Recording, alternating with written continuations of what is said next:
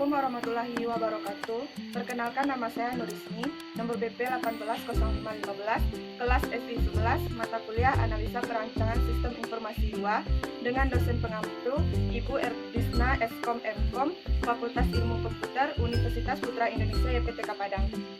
Pada zaman sekarang ini, menjadi seorang digital entrepreneur adalah profesi yang bahkan digandrungi oleh semua kalangan. Bagaimana tidak, seorang digital entrepreneur itu memiliki usaha sendiri, tidak mempunyai atasan, tidak menjadi karyawan, dan bahkan bisa membuka lapangan pekerjaan untuk orang lain. Nah, begitupun dengan saya adalah orang yang suka memasak dan senang berbisnis. Maka dari itu, saya ingin membuka sebuah bisnis di bidang kuliner, khususnya kuliner kue tradisional. Dan saya beri judul Sistem Informasi Penjualan Kue Tradisional Berbasis Website. Era revolusi industri 4.0 adalah era teknologi informasi. Di tengah era revolusi industri 4.0, maka tantangan yang kita hadapi akan semakin ketat. Persaingan terjadi bukan hanya antar manusia saja, tetapi juga kecerdasan buatan.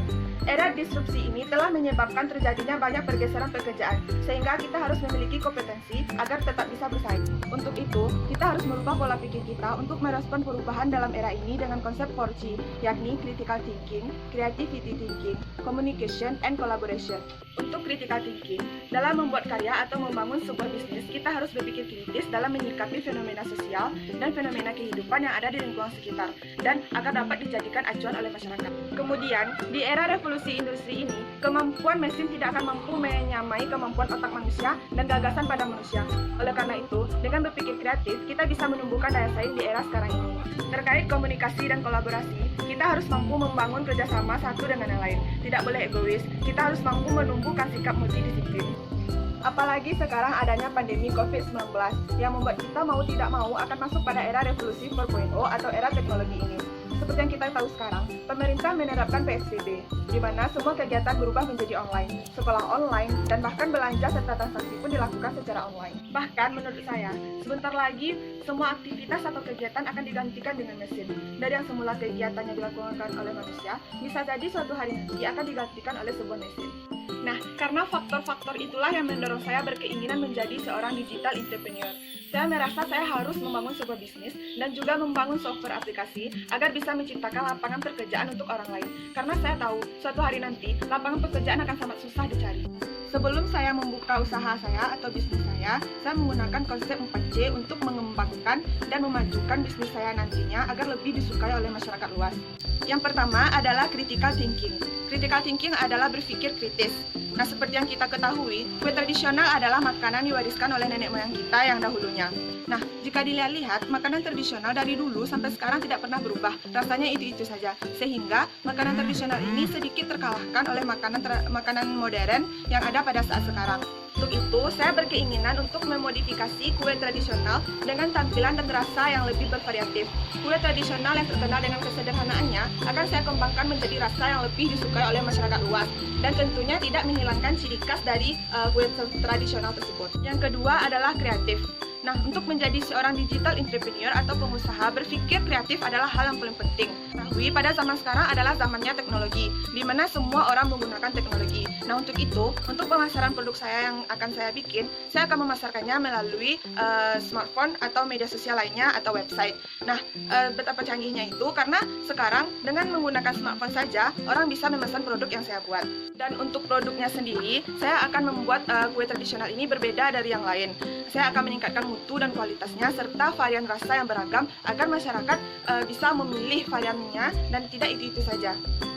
Yang ketiga adalah communication. Komunikasi sangat penting dalam dunia bisnis. Dengan penjualan melalui website ini, pelanggan bisa mengetahui informasi dan juga bisa bertanya-tanya mengenai kue tradisional ini melalui kolom komentar yang ada di website. Nah, saya akan meningkatkan pelayanan yang baik dengan segera merespon pertanyaan tersebut. Yang keempat adalah collaboration.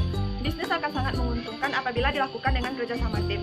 Kita perlu berkolaborasi dengan pihak lain seperti jasa pengiriman barang yang akan mengantarkan produk-produk kita kepada pelanggan.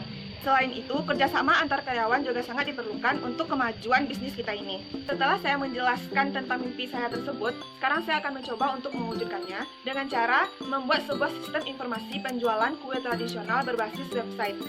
Sekarang saya akan menjelaskan tentang perancangannya terlebih dahulu. Baiklah, langsung saja ke penjelasan yang pertama, yaitu tentang perancangan sistem informasi penjualan kue tradisional. Nah, di sini kita mulai dengan melakukan tahap desainnya. kita akan merancang desainnya seperti apa. Nah, yang pertama, perancangan sistem dengan menggunakan rational rows. Yang pertama adalah use case diagram. Skenario use case diagram ada pemesanan produk, aktornya adalah konsumen dan sistem, tipenya primary, tujuannya penjualan produk kue tradisional, deskripsinya konsumen tuh membuka halaman web dan memilih produk yang tertera pada aplikasi yang disediakan dan mencari jenis kemasan yang diinginkan. Nah, kalau kita bikin secara tabel, dia seperti ini. Diksi konsumen, yang pertama dia membuka halaman web dan memilih produk yang diinginkan. Nah, pada sistem akan mendapatkan pesan dari konsumen yang telah membeli tadi. Nah, selanjutnya konsumen melakukan konfirmasi pembayaran. Nah, setelah melakukan konfirmasi pembayaran tersebut, admin melakukan pemesanan barang yang telah dipesan. Kalau dilihat gambar use case-nya seperti ini. Nah, di sini ada aktor admin, pelanggannya atau konsumen, dan member. Admin dapat mengelola semua yang ada di dalam sistem, seperti halaman admin. Dia bisa mengelola data kue, data pesanan, mengelola member, laporan-laporan setiap bulan dan tahunnya. Nah, kalau untuk konsumen yang belum registrasi atau mendaftar, dia itu hanya bisa mengakses, melihat registrasi, halaman pendaftaran, home-nya, dan cara pemesanannya, serta tentang kami atau profilnya. Nah, setelah si konsumen mendaftar, dia akan menjadi anggota atau member. Nah, di sini dia bisa mengakses seperti home, cara pemesanannya, profil, dan konfirmasi pembayarannya. Atau bisa disebut dia tuh kalau sudah menjadi anggota, dia baru bisa memesan data kue yang diinginkan. Selanjutnya adalah kelas diagram. Kelas diagram adalah sebuah spesifikasi yang jika diinstansiasi akan menghasilkan sebuah objek dan merupakan inti dari pengembangan dan desain berorientasi objek. Di sini ada anggota, ada admin, ada pemesanannya, ada data produk, dan konfirmasi pembayarannya. Dapat kita lihat seperti ini ya. Nah, selanjutnya ada activity diagram. Activity diagram ini menggambarkan aktivitas sistem, bukan apa yang dilakukan oleh aktor. Jadi, aktivitas yang dapat dilakukan oleh sistem. Aktivitas menggambarkan proses yang berjalan, sementara use case yang tadi menggambarkan bagaimana aktor menggunakan sistem untuk melakukan aktivitas. Nah, di sini ada activity diagram login. Yang pertama, masukkan username dan password, lalu sistem akan memvalidasi, dan kalau berhasil, dia langsung ke halaman menu atau dashboardnya, dan jika tidak, akan menampilkan pesan gagal. Di sini ada activity diagram logout, seperti memilih logout, halaman login. Nah, di sini juga ada activity diagram tambah data kue. Caranya tambah data, nanti sistem akan memvalidasi, dan jika berhasil akan menampilkan pesan berhasil. Di sini ada juga activity diagram edit data, sama juga sepertinya dengan yang tadi, memilih data terlebih dahulu, lalu sistem mencari datanya, dan aktor akan mengedit datanya. Dan jika gagal, dia akan menampilkan pesan gagal, dan jika berhasil, dia akan menampilkan pesan berhasil. Diagram ada juga activity diagram hapus data, sama juga seperti yang tadi. Lalu activity pemesanan dan transaksi kue. Nah, di sini member atau anggotanya akan membuka halaman website. Nah, sistem akan menampilkan halaman websitenya. Lalu, jika sudah konsumen itu melakukan pemilihan kue, lalu menampakkan ke keranjang belanja. Nah, jika berhasil, dia akan menampilkan item semuanya, ada total belanjanya, dan yang lainnya. Nah, konsumen harus mengisi alamatnya terlebih dahulu dan memilih ongkir. Nah, dia akan menyelesaikan transaksi, melakukan konfirmasi pembayaran. Nah, lalu sistem menyimpan konfirmasi pembayaran. Nanti baru admin dia akan mengemas produknya, lalu akan mengirimkan. Ada juga activity mengelola laporan. Di sini admin akan memilih menu utama. Sistem akan menampilkan menu utama. Lalu admin memilih menu laporan penjualan. Sistem akan menampilkan menu laporan. Nah, laporan itu akan dicetak. Selanjutnya ada sekuensi diagram. Sekuensi diagram digunakan untuk menggambarkan skenario atau rangkaian langkah-langkah yang dilakukan sebagai respon dari sebuah event untuk menghasilkan output tertentu. Di sini ada sekuensi diagram login. Nah, caranya itu konsumen melakukan menginput username dan passwordnya, lalu login. Setelah login, nanti sebelum login itu database akan memeriksa username dan password itu udah ada atau belum. Nanti divalidasi. Setelah divalidasi, kalau loginnya berhasil, langsung ke menu utama. Kalau tidak berhasil, dia akan menampilkan pesan gagal. Nah, selanjutnya ada sekuensi diagram logout. Nanti admin atau konsumen mengklik tombol logout, nah nanti akan keluar dia. Selanjutnya ada sekuensi diagram tambah data. Nah, di sini admin akan menginput username dan passwordnya, lalu login. Nanti database akan memeriksa apakah username ini betul atau tidak. Setelah divalidasi, kalau loginnya berhasil, dia langsung menampilkan halaman menu. Kalau jika gagal, dia akan kembali ke halaman login. Nah, di sini setelah konsumen berhasil di menu, dia akan memilih menu tambahkan data ya. Lalu dia menambahkan data. Setelah data berhasil ditambahkan, nanti muncul data valid itu sudah berhasil. Selanjutnya diagram edit data. Edit data ini sama juga dengan tambah data yang tadi, cuma nanti dia akan mengklik tombol editnya. Ya, juga ada sekuensi diagram hapus data, samanya juga ada sama dengan yang tadi. Ada admin, login dulu, nanti divalidasi. Setelah divalidasi, dia akan memilih tombol hapus, lalu terhapus. Selanjutnya ada sekuensi diagram pemesanan dan transaksi. Nah, ini untuk anggota. Nanti anggota akan masuk ke web. Nah, setelah masuk, dia akan pergi ke halaman loginnya. Nanti setelah dia login, dia akan masuk ke halaman membernya atau tampilan produknya itu. Nah, di situ di menu itu ada cara kuenya, cara pesannya, ada konfirmasinya. Setelah semua dilaksanakan, nanti kalau keluarnya akan ada tombol keluar. Ada sekuensi diagram selanjutnya mengolah laporan. Sama juga, nanti admin login, central login memilih menu laporan.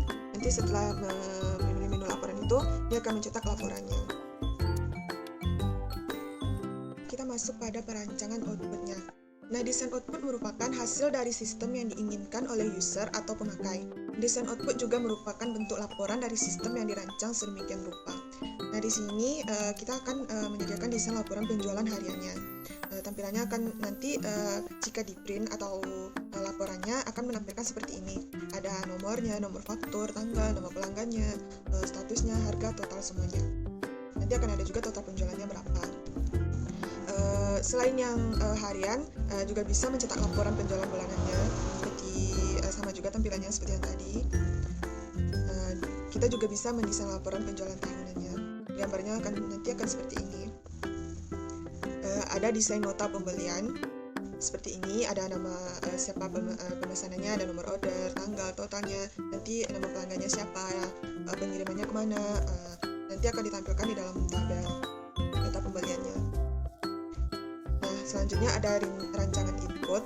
Nah, desain input ini merupakan perancangan untuk memasukkan data dari hasil transaksi maupun hasil kegiatan yang dilakukan oleh objek dan subjek yang bersangkutan. Di sini yang pertama ada desain halaman daftar. Nah, nanti halaman daftar pelanggan atau konsumen itu akan kita tampilkan seperti ini. Nah, ada home-nya, ada keranjang, login, daftar, cara pemesanan tentang kami. Nah, ini ada daftar pelanggannya. Di sini yang kedua desain halaman loginnya. Nanti halaman loginnya akan menampilkan seperti ini. Nah, nanti akan dijelaskan secara rinci pas di programnya. Yang ketiga ada desain halaman pembelian. Nanti setelah pelanggan memesan, nanti akan diarahkan ke keranjang belanja. Nah, di sini seperti ini tampilannya. Nama-nama yang dibeli, harganya, jumlahnya akan tertera di sini. Kalau mau melanjutkan, nanti akan kembali ke home dan melanjutkan belanja. Nah, jika sudah selesai, langsung kita ke keranjang, tekan selesai. Di sini ada desain konfirmasi pembeliannya atau konfirmasi pembayaran. Setelah melakukan selesai di keranjang belanja, nanti di sini kita akan menginputkan nama kita lagi, nama pelanggannya lagi, nomor HP-nya, dan alamat tujuannya. Nah, nanti jika sudah selesai, kita akan mengklik konfirmasi. Nah, di sini desain konfirmasi pembayarannya maksudnya itu setelah kita melakukan mencetak tadi notanya tadi, dia akan menampilkan konfirmasi pembayaran. Nah, di sini tuh kita akan mengirimkan bukti pembayaran. Misalnya kita udah mengirim biayanya ke bank. Nah, kan ada tuh struk yang dari banknya. Nah, nanti akan kita upload di sini. Beginilah tampilannya.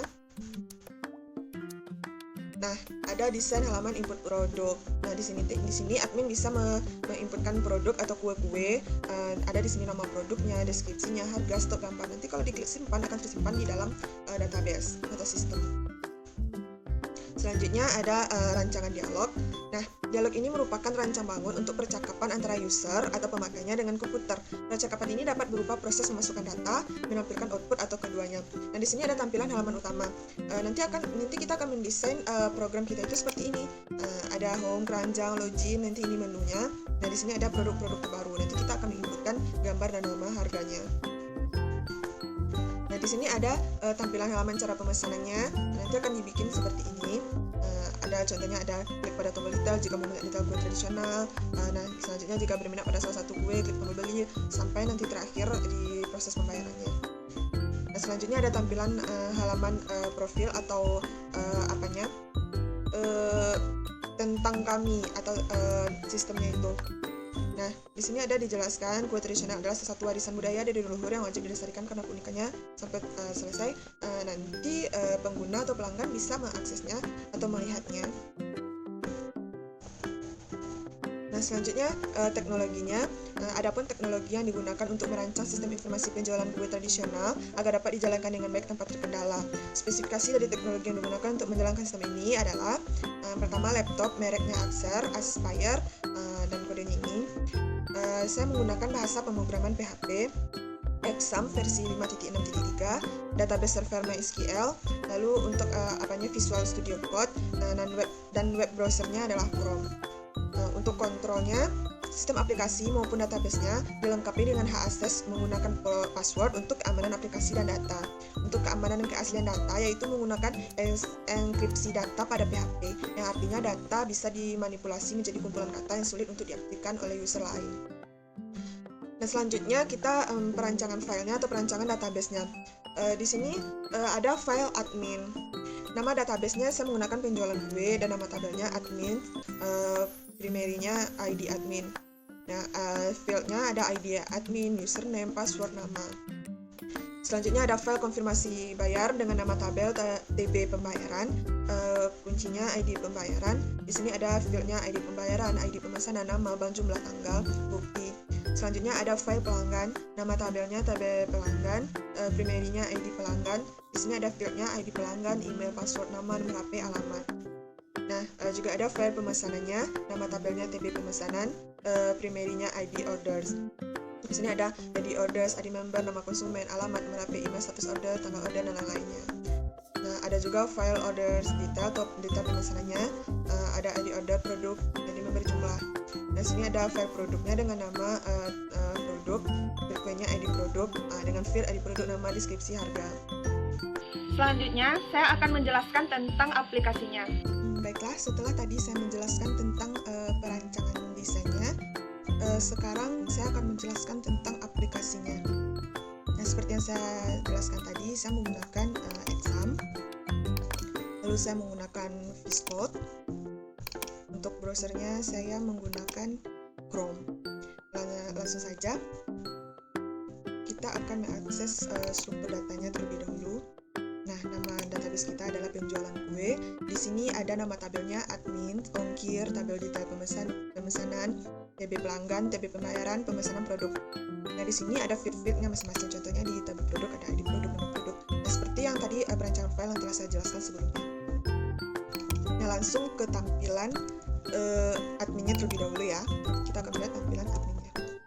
Nah, jika admin mengaksesnya, dia akan diarahkan ke tampilan menunya seperti ini. Di sini ada data produk, ada pembelian, ada laporan pembelian, ada pelanggannya. Nah, di sini admin bisa mengelola data produk, bisa menambahkan, tambah data produk, bisa menghapus, dan bisa mengedit. Di sini kita akan mencoba untuk menambahkan data. Nah, anggap aja nama kuenya kue apa yang belum ada ya. Kue manis, anggap aja gitu. Nah, kue tradisional yang enak sekali. Nah, di sini kita akan membuat harganya, anggap aja 5.000. Beratnya 1 kilo. Nah, kita akan memasukkan fotonya. Anggap aja fotonya kue, anggap aja ini. Lalu kita akan menyimpannya. Jadi akan tersimpan kue manis. Nah, sini ada ya, kue manis. stoknya kita lupa, kita edit aja sekalian, kita edit. Nah, kita edit misalnya stoknya ada 200, lalu kita edit. Oke. Nah, udah 200 ya. Nah, selanjutnya kita langsung saja ke tampilan pelanggannya atau tampilan untuk user pelanggan. Nah, sebelumnya misalnya kita mau membeli, kita akan mengakses ini terlebih dahulu, mengakses websitenya. Nah, untuk tampilan berandanya seperti ini, home-nya seperti ini ya. Ada produk terbaru, ada nama satenya, ada harganya, nama sate, nama produknya di sini.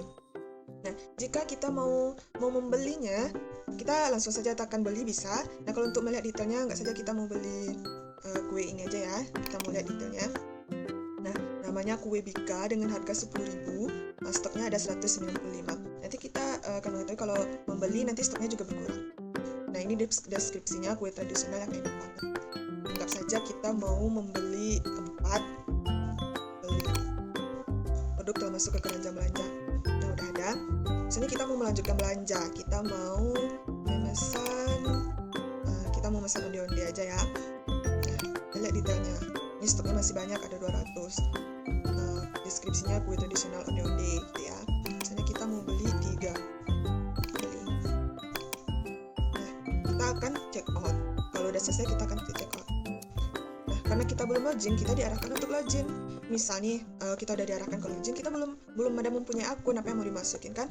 Lalu kita daftar terlebih dahulu atau registrasi. Misalnya, anggap aja saya mau daftar Nurismi1 namanya. Emailnya nurismi1@gmail.com. Passwordnya sama juga Nurismi1. Alamatnya Sungai Beringin. Nomor HP-nya anggap aja 08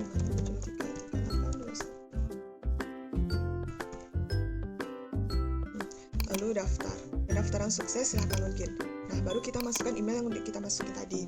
Nurismi1, passwordnya Nurismi1 juga, login. Nah, Anda sukses login. Nah, otomatis itu data kita udah tersimpan di admin, di tabel admin. Nah, di sini ada produk yang telah kita beli tadi, masuk ke keranjang belanja ya. Nah, ada produk, nama produknya, ada harganya, ada jumlah. Nah, ini sub harganya, total harganya. Ada juga nama kita yang telah login tadi, dan nomor HP-nya.